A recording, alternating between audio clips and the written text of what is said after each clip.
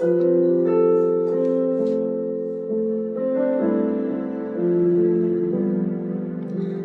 tak pernah janji langit selalu biru, tetapi Dia berjanji selalu menyertai. Tuhan tak pernah janji jalan selalu rata, tetapi Dia berjanji berikan kekuatan. Jangan pernah menyerah, jangan berputus asa. Mujizat Tuhan ada saat hati menyembah. Jangan pernah menyerah, jangan berputus asa. Mujizat Tuhan ada bagi yang setia dan percaya. Oh, jangan pernah menyerah, jangan berputus asa. Mujizat Tuhan ada saat hati menyembah. Jangan pernah menyerah, jangan berputus asa. Mujizat Tuhan ada bagi yang setia dan percaya. Jangan pernah menyerah, jangan berputus asa.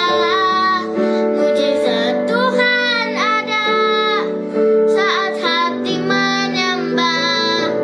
Jangan pernah menyerah, jangan berputus asa. Mujizat Tuhan ada bagi yang setia dan percaya. Mujizat Tuhan ada bagi yang setia dan percaya. Mujizat Tuhan ada bagi yang setia percaya.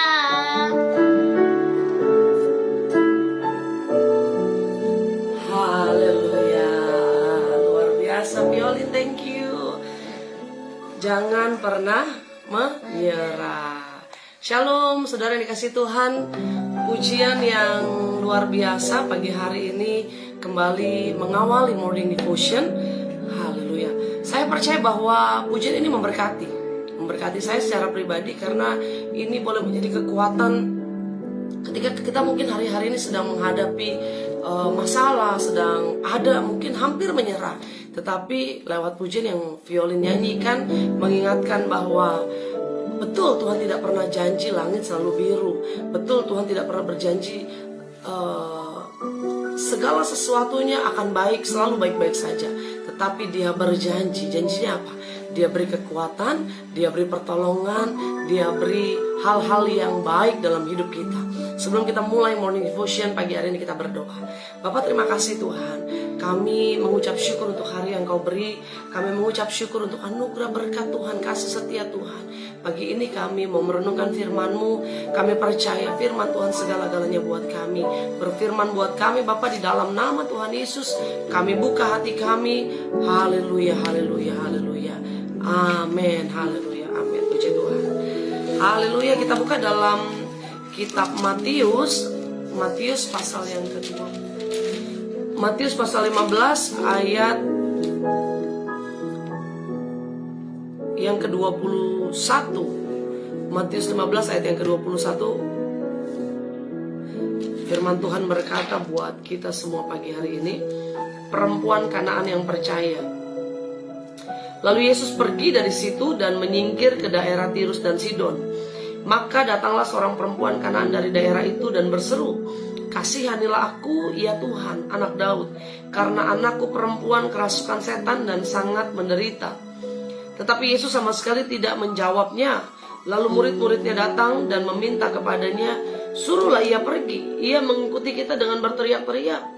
Jawab Yesus, aku diutus hanya kepada domba-domba yang hilang dari umat Israel. Tetapi perempuan itu mendekat dan menyembah dia sambil berkata, Tuhan, tolonglah aku.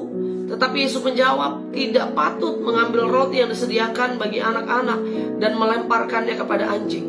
Kata perempuan itu, benar Tuhan, namun anjing itu makan remah-remah yang jatuh dari meja tuannya. Maka Yesus menjawab dan berkata kepadanya, hai ibu, besar imanmu, maka jadilah kepadamu seperti yang kau kehendaki. Dan seketika itu juga anaknya sembuh. Haleluya. Kisah ini sangat atau sering kali kita dengar bagaimana seorang perempuan yang tidak percaya, perempuan Kanaan, perempuan yang mungkin menjadi asing buat orang Israel, karena memang perempuan ini tidak boleh dekat dengan orang Israel, saudaraku.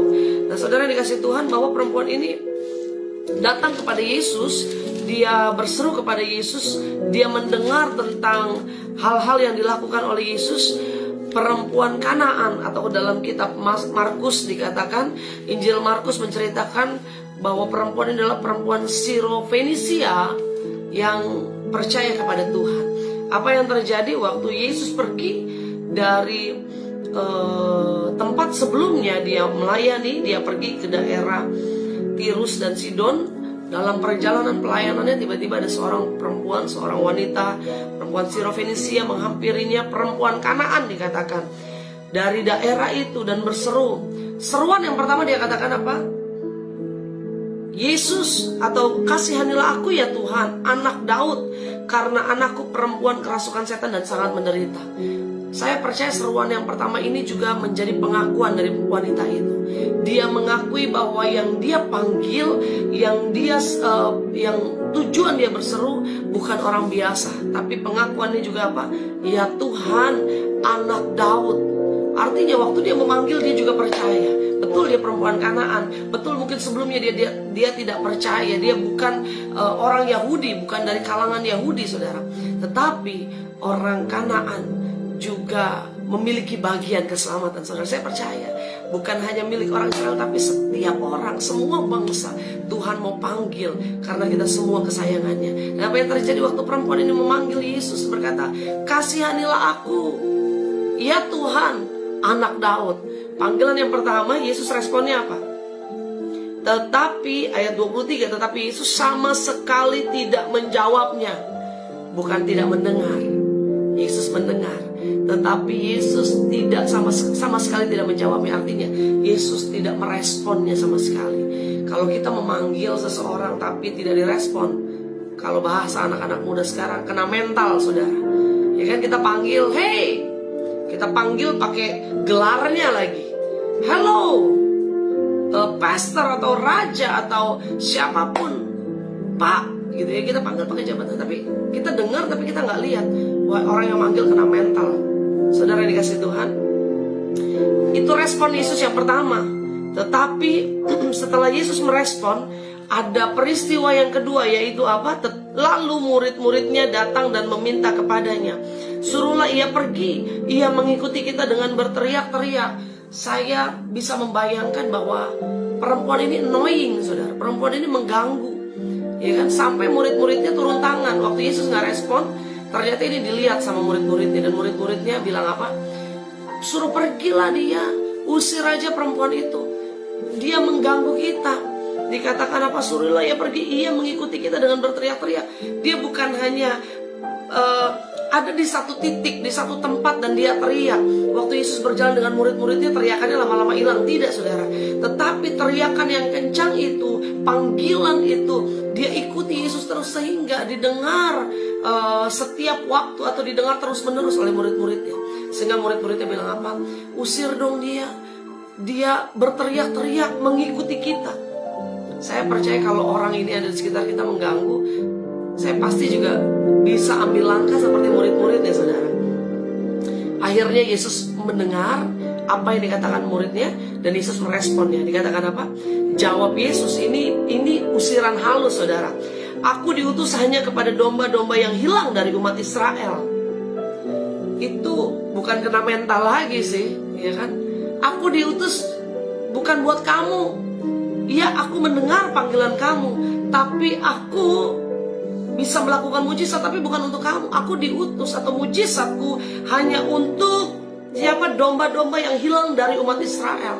Artinya mujizat yang aku lakukan, Yesus sudah mengatakan, bukan buat orang di luar Israel, hanya untuk domba-domba yang hilang dari Israel.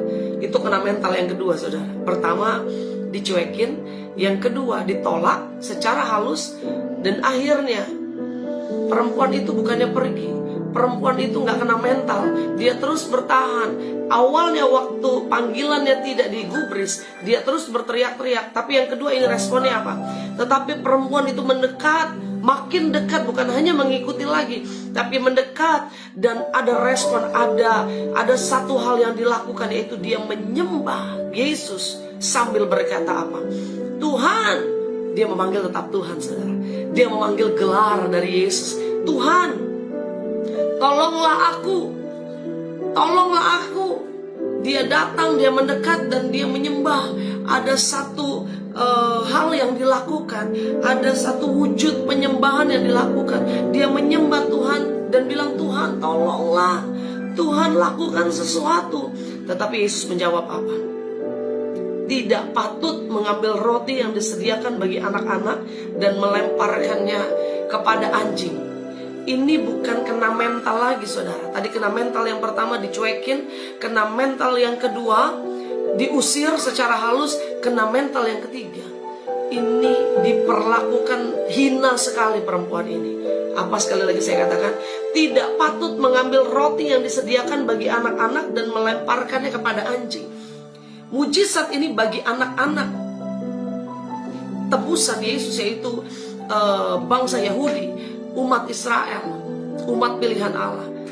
Yesus sedang menggambarkan bahwa tidak patut mujizat yang saya lakukan, yang seharusnya bagi anak-anak saya, roti, diibaratkan roti atau berkat ini seperti roti, disediakannya buat anak-anak Israel, umat pilihan Allah, disediakan buat anak-anaknya. Tapi berkat ini dilemparkannya buat anjing. Saudara dikasih Tuhan, perempuan Kanaan ini diperlakukan seperti anjing, dianggap seperti anjing. Saya percaya ini bukan lagi namanya kena mental, tapi sudah direndahkan begitu luar biasa oleh Yesus. Saudara dikasih Tuhan.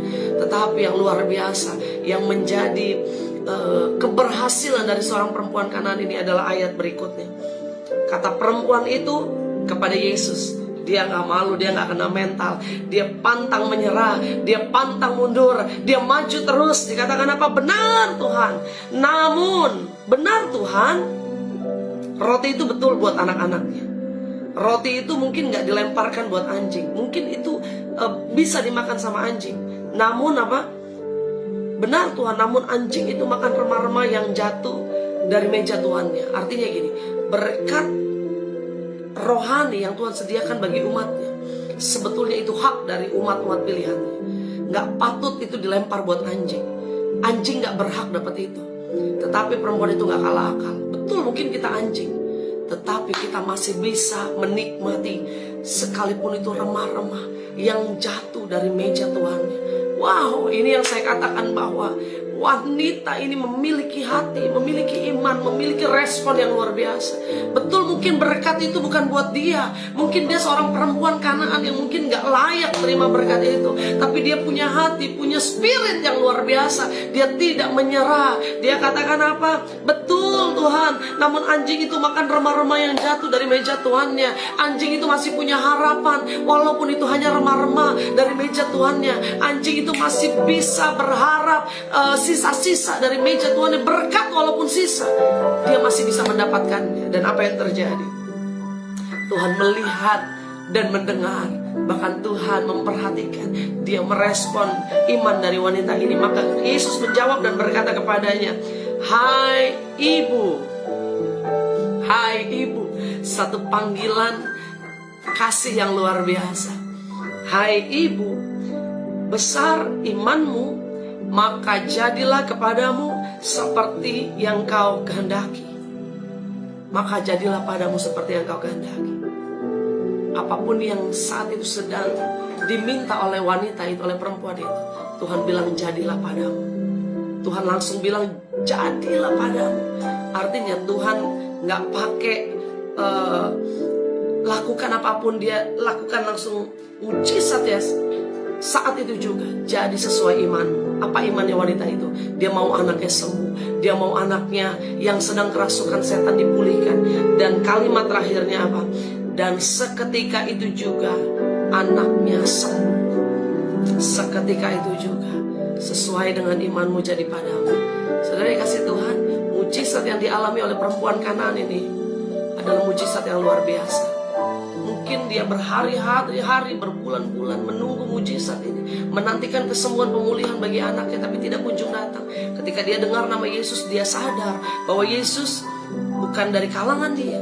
Dia sadar dia tidak bisa berjumpa secara pribadi dengan Yesus, tapi dia punya iman, dia punya spirit, dia punya semangat yang tidak pernah menyerah. Sehingga Tuhan melihat itu. Kena mental 3 kali tapi dia tidak menyerah. Dia tetap maju terus pantang mundur. Hari ini firman Tuhan ingatkan buat kita, jangan pernah menyerah, jangan pernah putus asa. Seberat apapun beban yang sedang kau hadapi, maju terus, lakukan yang terbaik, tetap pandang Tuhan, tetap lakukan pelayananmu, tetap lakukan bagianmu, tetap kerjakan keselamatan sampai pada akhirnya. Maka Tuhan perhitungkan, Tuhan lihat iman kita, dan Tuhan berikan yang terbaik dalam hidup kita. Kita berdoa. Bapak, terima kasih pagi hari ini kami menerima berkat Tuhan lewat firman-Mu. Seorang perempuan Kanaan yang tidak percaya Tuhan, namun dia mengenal pribadi Tuhan. Dia tahu bahwa Tuhan sumber mujizat, dan dia minta dengan hati yang tulus, hati yang jujur, dan dengan hati yang sungguh kepada Tuhan. Dia punya iman yang tidak pernah menyerah. Dia punya semangat yang tidak pernah pudar, tidak pernah menyerah sampai mujizat dia terima, sehingga akhirnya dia menerima mujizat itu ya Bapak. Tuhan, kami berdoa setiap anak-anak-Mu hari ini tidak menyerah, dalam pekerjaan tidak menyerah, dalam rumah tangga yang mungkin sedang mengalami masalah persoalan, yang mungkin hampir menyerah, tapi hari ini kami ambil komitmen, kami tidak akan menyerah. Kami akan terus maju dalam panggilan Tuhan. Dalam pelayanan kami, mungkin banyak yang mengecewakan kami.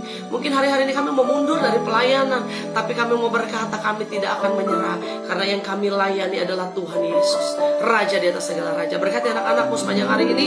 Kami sehat, kami kuat, kami diberkati. Di dalam nama Tuhan Yesus kami berdoa. Haleluya. Amin, amin, haleluya. Jangan pernah menyerah. Nikmati berkat Tuhan sepanjang hari ini. Tuhan Yesus memberkati.